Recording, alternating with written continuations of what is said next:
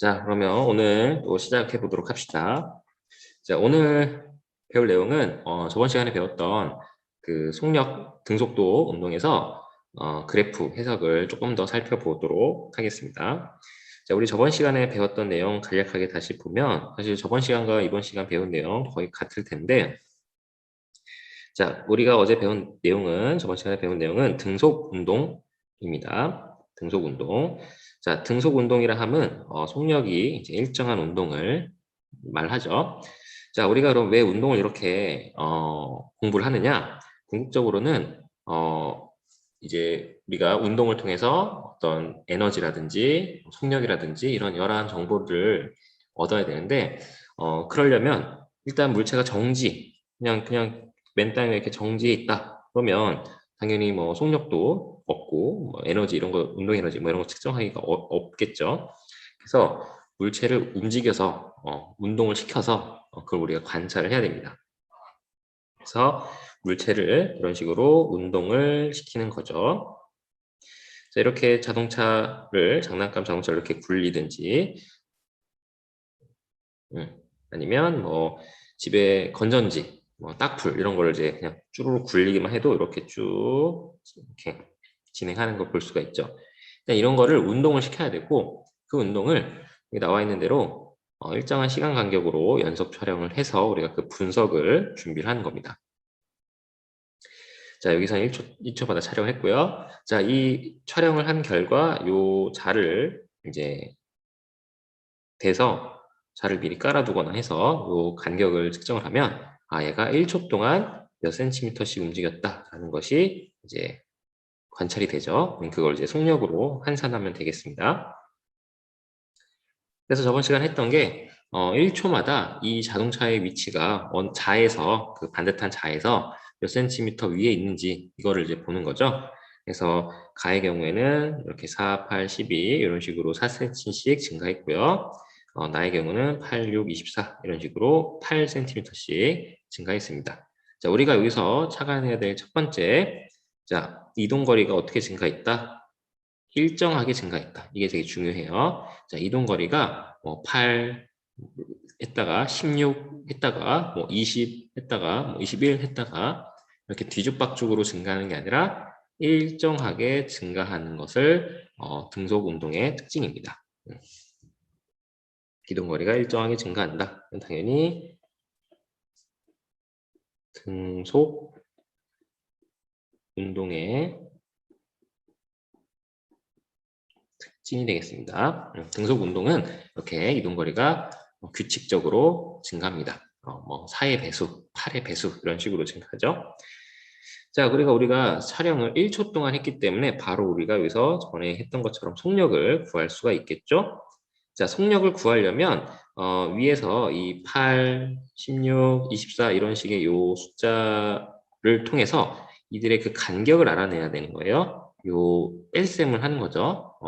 8에서 0 빼서 8cm가 갔구나. 8cm에서 16을 갔으니까 8cm를 더 갔구나. 이런 식으로 요 구간의 그 뺄셈을 통해서 우리가 이렇게 8cm씩 구간 거리다. 이렇게 정의했고 시간은 0에서 1초니까 결국 1초 간격이죠. 1에서 2초도 결국 1초 간격이에요. 그래서 1초 간격마다 8cm씩 이동했기 때문에 속력을 이렇게 구할 수가 있었습니다. 자, 이 흐름이에요. 촬영을 해서 자를 대고 촬영을 하고 0.1초씩 시간 간격을 두고 촬영을 했으니까 1초씩이죠. 죄송해요. 1초마다 8cm씩 증가하는 걸 확인했고 그걸 속력으로 이렇게 표현할 수가 있습니다. 자, 그래서 이거를 저번 시간에 우리 점을 찍고 자를 이용해서 그려보라고 했죠. 그래서 1초에 8, 2초에는 16cm, 3초에는 24cm의 위치를 하고 있고 이거를 그래프로 이렇게 그어보면 이렇게 직선이 나온다. 이런 거였죠. 자, 그럼 오늘은 이 그래프를 조금 더 좀 면밀하게 좀 보도록 합시다. 자, 다음 페이지 넘어가면 자, 이렇게 자, 이동거리와 시간, 그리고 속력과 시간의 그래프가 등장합니다.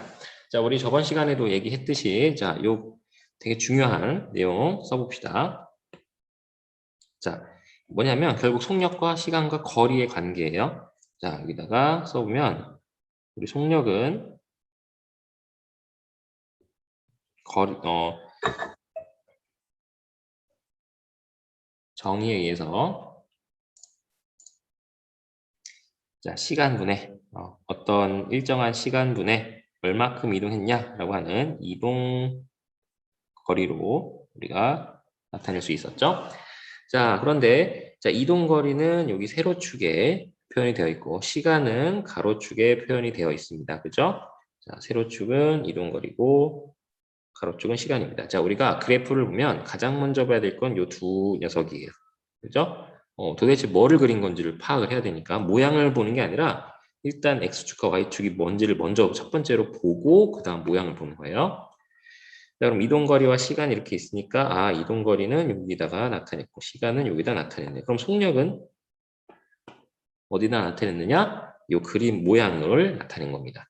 그래서 이동거리, 시간 됐으니까 속력만 쏙 빼놨죠? 이 속력을 어떻게 보면 되냐?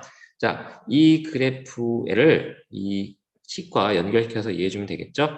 속력이라 함은 이동거리랑 시간을 가지고 구한 건데 이 관계가 시간분의 이동거리니까 우리는 마치 이런 꼴인 거죠.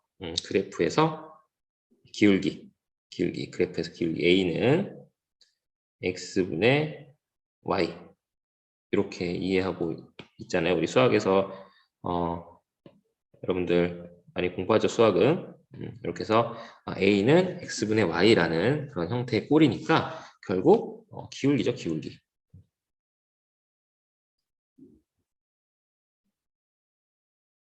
그래서 결국 속력은 이 그래프에서 기울기다라고 했고요.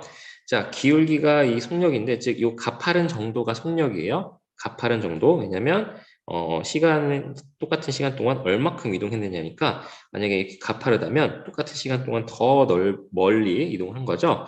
그래서 우리 여기 요거 한번 봅시다. 더 빠른 속력으로 등속 운동을 하면 그래프가 어떻게 되는지 한번 그려보자 라고 했으니까 한번 그려볼까요?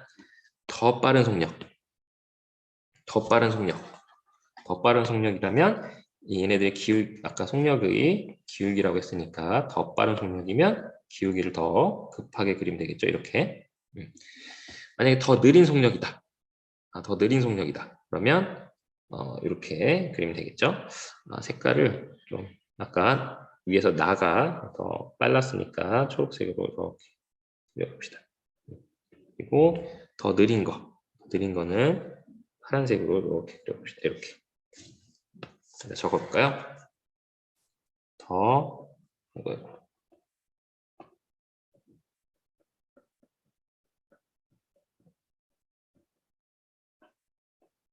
빠른 속력,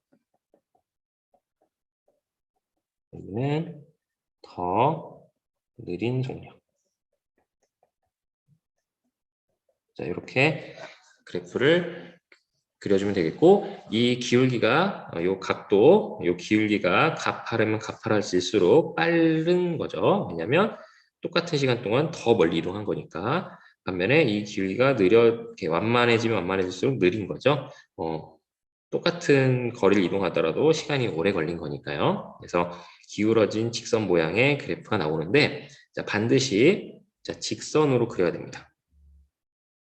자, 직선으로 그려야 돼요. 왜냐하면 지금 얘네들은 등속 운동을 하고 있기 때문에 등속 운동의 경우는 속도가 어떻게 된다? 등속 운동은 자, 등속 운동이니까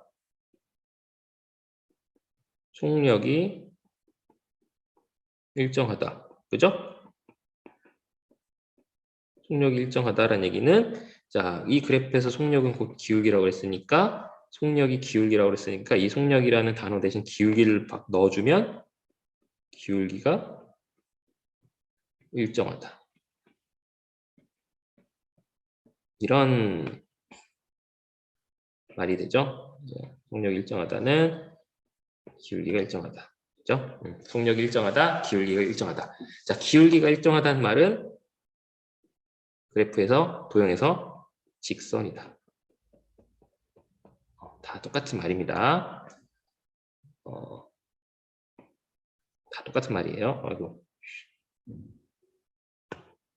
다 똑같은 말이다.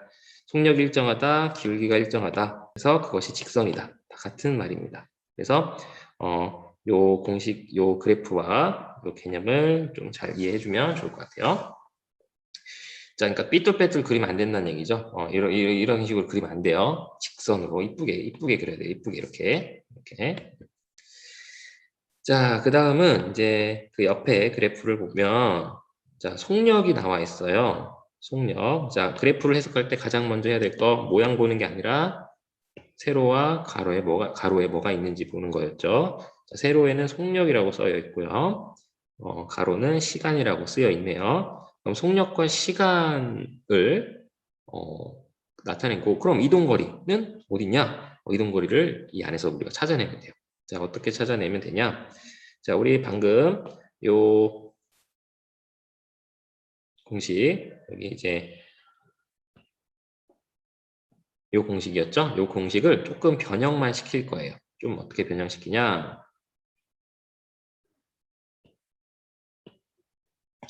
자, 뭐 이항을 시켜서 이동거리는 속력과 시간을 이제 곱한 셈이죠. 자, 그러니까 우리가 이동거리를 구하기 위해서는 속력과 시간을 곱하면 되고, 자, 속력은 여기 나와 있고요. 시간은 여기 나와 있으니까, 이 그래프에서 속력과 시간 제시되어 있으니까 이동거리는 어디 있어? 우리가 확인해 보면 됩니다. 어떻게 구하냐면 속력과 시간을 곱하면 되고, 이건 마치 넓이 구하는 꼴이죠. 넓이. 그죠? 넓이는 어떤 사각형의 넓이,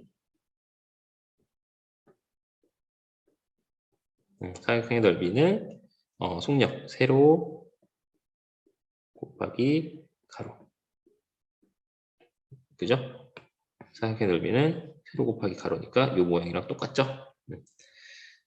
자, 위에서는 아까에서는 요거 기울기 구한 거랑 똑같았고 이번에는 사각형의 넓이 구하는 거예요. 그래서 결국에는 이 사각형의 넓이 여기가 이제 이동 거리인데 자, 봤듯이 세로 곱하기 가로예요. 자, 세로 값은 이렇게 제시되어 있는데 가로 값은 뭐예요? 시간이잖아요. 그러니까 사각형의 넓이 다시 말하면 이동 거리를 구하려면 이 가로 값이 정확하게 제시가 돼야 돼요. 몇 초까지라고. 그죠? 뭐 아무런 제한 조건 없이 이동거리 구하라. 그럼 뭐 0초일 때 구하라는 거야? 1초일 때 구하라는 거야? 2초일 때 구하라는 거야? 말이 안 맞죠? 그러니까 이동거리를 물어본다는 얘기는 반드시 속력과 시간을 정확히 제시해야 되고 몇 초까지 이동했느냐, 즉 가로의 길이가 얼마냐 이거를 우리가 파악을 해줘야 되는 겁니다. 그래서 속력은 이런 식으로 이렇게 그려주면 되고 요 민넓이가 사각형의 넓이가 곧 이동거리가 되겠습니다. 자, 그럼 아까 말한 것처럼 더 빠른 속력, 더 느린 속력을 여기다 한번 적어 봅시다. 더 빠른 속력은 당연히 속력 요 y축에서 더 위쪽에 있으면 되겠죠? 그러니까 더 빠른 속력은 이렇게 더 빠른 속력. 당연히 그래프상에서 크기가 커야겠죠? 숫자가 커야겠죠? 그러니까 더 위에 이렇게 평평하게 그려져 있는 거고요. 또 더 느린 속력, 더 느린 속력은 이렇게 아래쪽에 그려주면 되겠죠.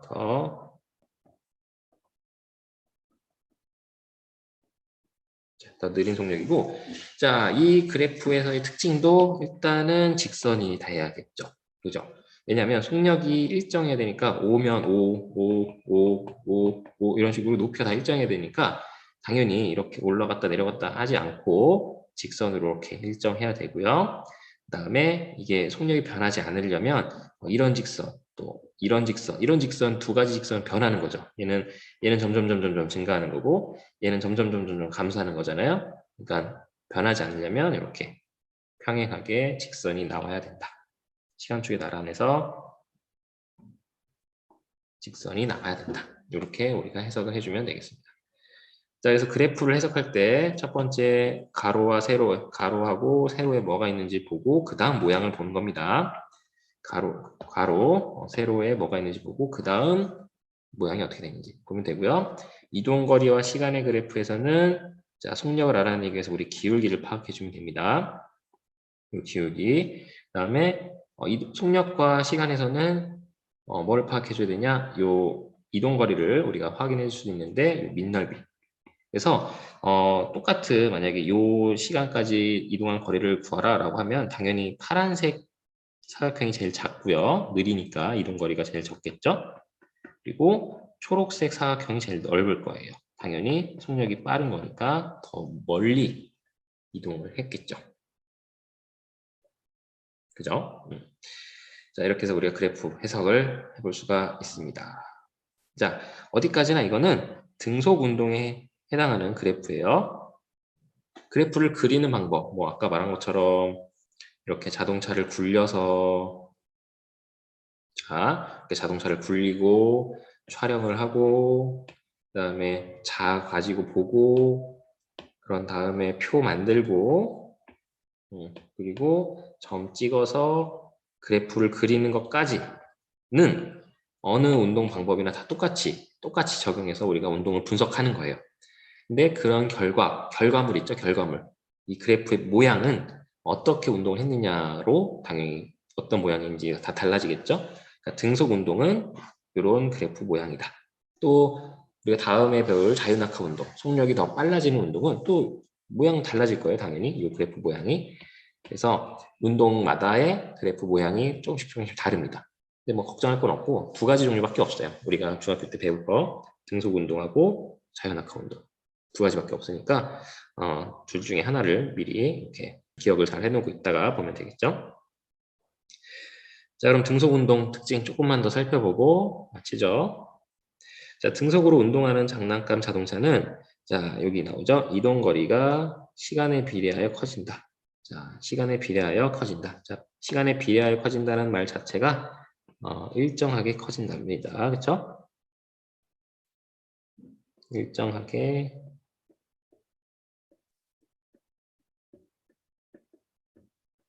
증가한다. 이동 거리가 뭐 아까 4의 배수, 4, 8, 12, 16 이것처럼 또는 8의 배수, 8, 16, 24 이렇게 일정하게 증가를 합니다. 그래서 여기서 그래프를 보면 자 이렇게 우리가 그래프를 이제 말로 표현할 때는 시간 짝대기 이동거리 그래서 x축과 y축에 어떤 거를 그렸는지를 이런 식으로 이제 표현합니다. 그죠? 그래서 시간과 이동거리 그래프 그래서 직선 모양이다. 이렇게 이해를 해주면 됩니다. 자 반면에 시간과 속력 그래프 자, 시간과 속력 그래프 시간축에 나란한 역시나 시간축에 나란한 직선 모양이다. 이런 식으로 직선인 것을 이제 특징으로 가지고 있습니다. 더 빠른 속력, 더 느린 속력 위에 이제 그려봤고요. 자, 일상생활에서 어떻게 사용되는지, 어떤 운동들이 등속 운동인지 뭐 간단하게 전 시간에 설명했는데, 자, 이렇게 모노레일이라든지 무비워크, 자, 공항 같은 데 가거나 또는 지하철역 큰 환승역 가면 이런 거 많이 봤죠? 여기 사람이 이렇게 서 있으면 이 사람이 등속으로 이렇게 쭉 움직입니다. 쭉 움직이는 그 속력이 일정하다는 거죠. 자, 그럼 이제 문제 한번 풀어봅시다. 자, 물체가 운동할 때, 자, 등속 운동할 때죠. 어떤 운동인지를 반드시 파악을 해야 돼요. 그냥 무턱대고 운동하면 안 되고, 어떤 운동, 등속 운동할 때, 이동거리는 시간에 따라서 당연히 운동을 하고 있으니까 이동거리는 당연히 증가하겠죠. 근데 그걸 어떻게 증가하느냐? 비례해서 증가한다. 비례한다. 자, 이 비례한다는 말 뜻이 결국 아까도 얘기했지만 일정하게 증가한다. 일정하게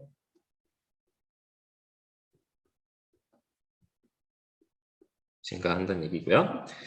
자, 그 다음에 두 번째 등속 운동을 할 때는 자, 말 안에서 등속 운동, 이 등속 운동이라는 말 자체가 속도가 일정한 거죠. 그래서 등속 운동할 때는 시간에 따라서 속력이 당연히 일정합니다. 일정하다. 속력이 일정하다. 등속 운동. 자, 그다음에 자, 이 세 번째 문제가 보통 이제 시험 문제나 이런 데서 물어보는 개념이에요. 자, 봅시다. 뭐 줄글로 설명되어 있는데 아까 했던 내용 그대로요. 자, 시간과 이동거리 그래프예요. 자, 시간과 이동거리 그래프. 시간과 이동거리면 뭐 하나가 빠졌죠? 시간이랑 이동거리면 세 개 중에 속력이 빠졌죠. 그럼 이 속력은 우리가 이 시간과 이동거리 그래프에서 뭐로 확인할 수 있다? 기울기. 그죠? 시간과 이동거리구나. 그럼 속력이라는 거 빠졌구나. 속력은 아까 뭐였더라? 기울기였다. 그죠? 자, 그래서 기울기를 속력으로 생각해 주면 되는데, 자, 속력이 3분의 1이 되면, 즉, 3분의 1로 줄어든 거죠? 만약에 3이었으면 1로 준 거죠? 되면 그래프의 기울기는 어떻게 되겠냐? 역시나 3분의 1로 줄어든다. 그래서 기울기가 3분의 1 정도 완만해진다.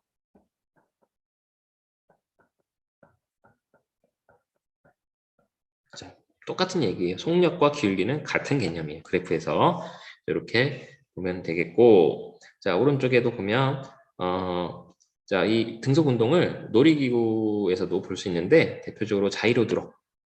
자이로 드롭은 뭐 이런 식으로 이렇게 있으면 이렇게 그 기둥에 이런 식으로 사람들이 이렇게 타고 이게 쭉 올라갔다가 한 번은 콱 내려오는 그런 놀이기구잖아요. 근데 올라갈 때가 올라갈 때부터 이렇게 빠르게 막 올라가면 사람들이 그렇죠. 올라갈 때는 천천히 편안하게 올라갔다가 내려올 때 한 번에 콱 내려와야 이렇게 재미가 배가 되잖아요. 그래서 올라갈 때는 시간에 따라 속력이 일정한 등속 운동을 합니다. 자, 등속 운동을 합니다. 자, 이렇게 해서 등속 운동에 대한 개념을 좀 배워봤고, 자, 저번 시간에도 얘기했지만, 이제 우리가 등속 운동을 또 어디서 또 볼 수 있냐면, 이제 자동차의 크루즈 기능이라는 게 있어요. 자동차 페달을 밟지 않아도 이제 설정만 하면 운전자가 저번에 얘기했듯이 설정한 속력으로 그대로 그런 기능인데, 이 기능을 사용하면 이제 페달을 해서 발을 떼도 자동차가 알아서 100km/h면 그걸 유지해서 쭉 갑니다. 이것 또한 등속 운동의 한 예시가 되겠죠.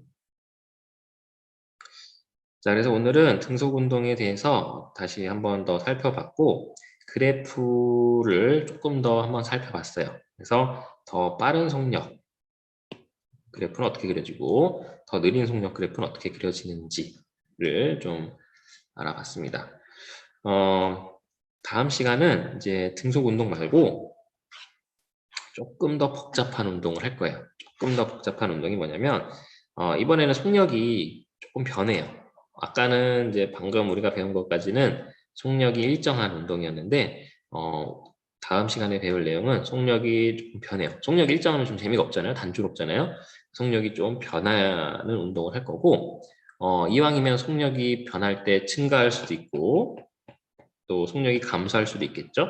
자동차로 치면 엑셀레이터, 가속 페달을 밟는 셈이고 감소는 브레이크를 이렇게 안 써지나?